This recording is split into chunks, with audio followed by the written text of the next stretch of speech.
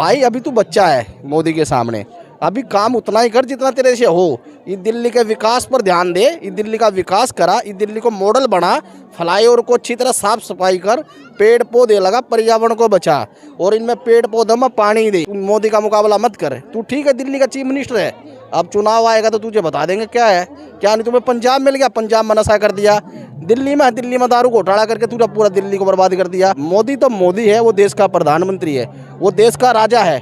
तू अभी पेलूरा है, पेलूरा मतलब छोटा पेलूरा। अपने यहीं इस एरिया में रह और लोगों के काम करा, फिर आगे चुनाव आएगा फिर तेरे को पता लग जाए। हमें देश के प्रधानमंत्री 2024 में प्रधानमंत्री नरेंद्र मोदी चाहिए। हमें नहीं पता नीचे कौन आएगा, कौन जाएगा, कौन स्टेट में गवर्नमेंट बनाएगा, हमें उससे कोई लेना देना नहीं। प्रधानमंत्री सबका बाप होता है और जब बाप अपना काम करता है तो फिर कोई उसका बोलने वाला नहीं होता है। 2024 में मोदी के सिवा कोई विकल्प नहीं है और प्रधानमंत्री का कोई वैकेंसी नहीं है। योगी मोदी ये दोनों सुपर है देश के लिए। हाँ, बाप बड़ा होता है कि बेटा बड़ा होता है? जब बाप बैठा है तो बाप ही होता है। बात करो 2024 की, बात करो 2024 की बस। और उसके बाद भी अभी तक अमित शाह का ही बूढ़ा नहीं हुआ है। अमित शाह जवान है अभी तक, अमित शाह भी बैठ सकता है। अमित शाह भी एक बढ़िया चेहरा है। जय और वीरू की जोड़ी है उनकी और वो नहीं टूटेगी जब तक है ना। 370 किसने हटाया, राम मंदिर किसने बनाया, तो कोई भी बड़े मुद्दे को समाधान कौन कर रहा है? मोदी तो कर रहा है। तो वो तो कांग्रेस भी तो मुंडनों को ब्रांड बना रही है ना। अभी एक चीज़ बताओ, हमारे प्रताप नगर के अंदर अशोक गहलोत ने वहाँ पे मुसलमान भी नहीं है ना, ठीक है ना, और उन्होंने कितनी जगह नाम कराई जी बार वो मदरसा के लिए 5000 वर्ग गज जगह उन्होंने मदरसा के लिए दे दी। क्यों दे दी? गवर्नमेंट की। तो फिर हिंदुओं को भी गुरुकुल के लिए दे देनी चाहिए फिर गहलोत को। तो वो मुद्दे वो तो सब अपने अपनी वोट बैंक की राजनीति करते हैं, उससे कोई मतलब नहीं है। कांग्रेस बनाती है देश को तोड़ने का काम। नंबर एक बात, जब भी चुनाव होता है हिंदू मुस्लिम की अगर बात होती है तो ज़्यादा जहर कांग्रेस घोड़ती है। जैसे मुजफ्फरनगर लगा लो यूपी में, वहाँ किसान बैठे थे, डकैत साहब बैठे थे, 13 महीने, ठीक है। वहाँ जो है ना हिंदू और मुस्लिम में लड़ाई हो जा तो वहाँ जीतता बीजेपी का कैंडिडेट है। अगर तुम किसान हो, तुम किसान हितैषी हो, सरकार का विरोध कर रहे हो तो फिर मुसलमान को वोट दे दो ना। वहाँ तो मुसलमान को वोट नहीं देते हैं, तब हिंदू की बात आती है तो तुम बीजेपी को वोट देते हो। भाई ये राजनीति नहीं चलती। राजनीति चलाने वाले जो है ना ये छोटे मोटे शिकारी है, ये पिंजरे में रह के ख़त्म हो लेंगे। इससे ज़्यादा कुछ ड्रामा नहीं है। पर मैं आपसे एक निवेदन करना चाहता हूँ, हमें देश के प्रधानमंत्री 2024 में प्रधानमंत्री नरेंद्र मोदी चाहिए। हमें नहीं पता नीचे कौन आएगा, कौन जाएगा, कौन स्टेट में गवर्नमेंट बनाएगा, हमें उससे कोई लेना देना नहीं।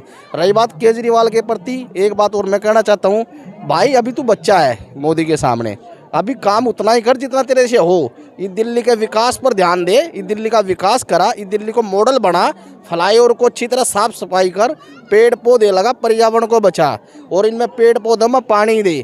इस देश की राजधानी गंदगी को साफ सुथरी बना, लेकिन तूने आज तक कुछ नहीं करा, ठीक है। इस तरह से तू मोदी का मुकाबला मत कर। तू ठीक है दिल्ली का चीफ मिनिस्टर है, अब चुनाव आएगा तो तुझे बता देंगे क्या है क्या नहीं। तुम्हें पंजाब मिल गया, पंजाब में नशा कर दिया, दिल्ली में दारू घोटाला करके तूने पूरा दिल्ली को बर्बाद कर दिया। तो देखो केजरीवाल और मोदी का कंपेयर मत करो, ठीक है। मोदी तो मोदी है, वो देश का प्रधानमंत्री है, वो देश का राजा है।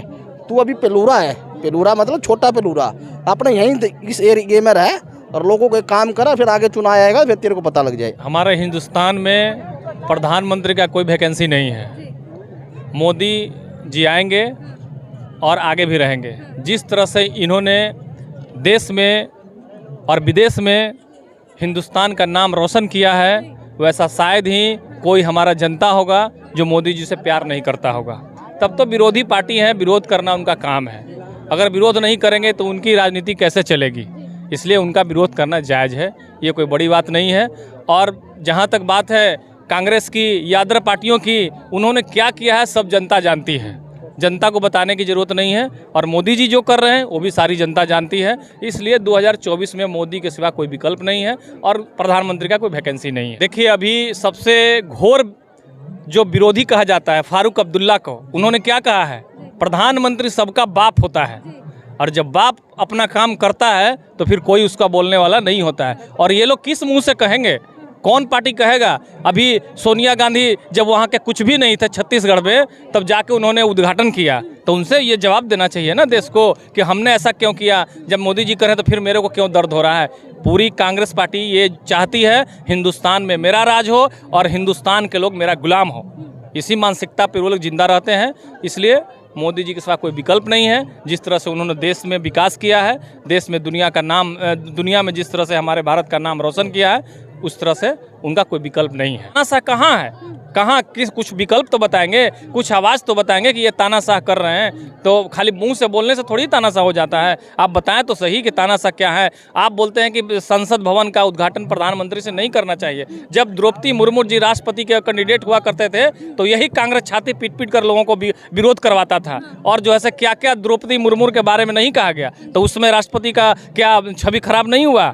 अब उनके राज्य में जो उद्घाटन होता है तो राज्यपाल से नहीं करा के अपने खुद करते हैं, तो उनकी नहीं होती है। ये बिहार में क्या हो रहा है, बिहार में तेजस्वी यादव के पिताजी लालू प्रसाद यादव अपने उद्घाटन करते हैं, तो वहाँ राज्यपाल नहीं था क्या।